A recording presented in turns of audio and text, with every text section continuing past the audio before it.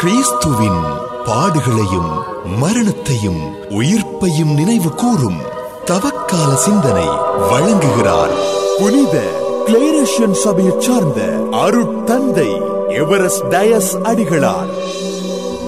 இறை இயேசுவில் அன்பார்ந்த சகோதரங்களே, சகோதரிகளே, இன்று தவக்காலம் 4ஆம் வாரம் திங்கட்கிழமை.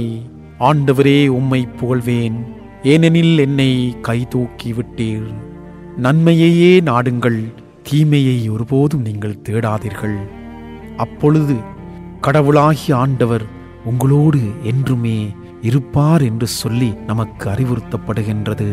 அன்பார்ந்த சகோதரங்களே, சகோதரிகளே, ஆண்டவர் இயேசு இன்றைக்கு நம்மோடு பேசுகின்றார். அவர் நம்மோடு பேசுகின்ற போது அற்புதமான ஒரு சிறிய கதையை நமக்கு சொல்லுகிறார்.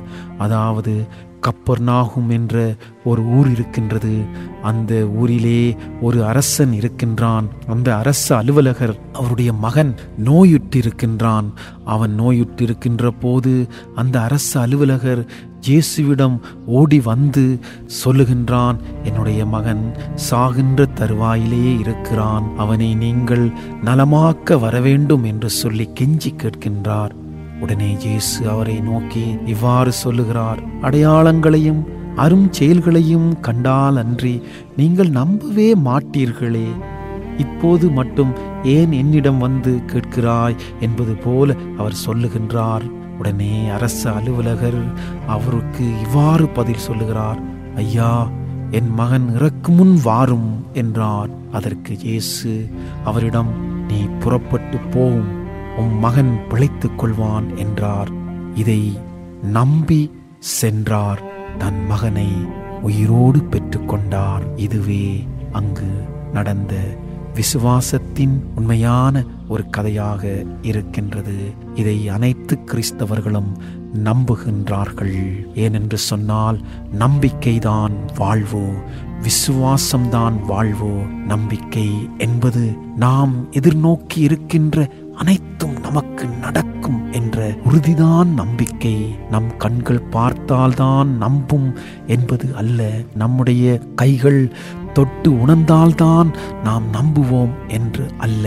நாம் கண்ணுக்கு பார்க்க முடியாதவை அனைத்துமே நடக்கும் என்ற உறுதிதான் நம்பிக்கையாக இருக்கிறது.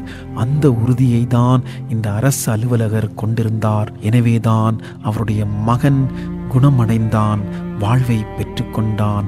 நாமும் நோய்வாய்ப்பட்டிருந்தால் நம் ஆண்டவரிடம் சென்று நம்பிக்கையோடு மன்றாடுவோம். நமது நம்பிக்கை நமக்கு வாழ்வை தரும், சுகத்தை அது கொடுக்கும். ஆகவே தேர்ந்து தெளிதலும் ஆக்கப்பூர்வமான தீர்மானமும் உறுதியான செயல் வடிவமும் நம்மை நிச்சயம் வாழ வைக்கும்.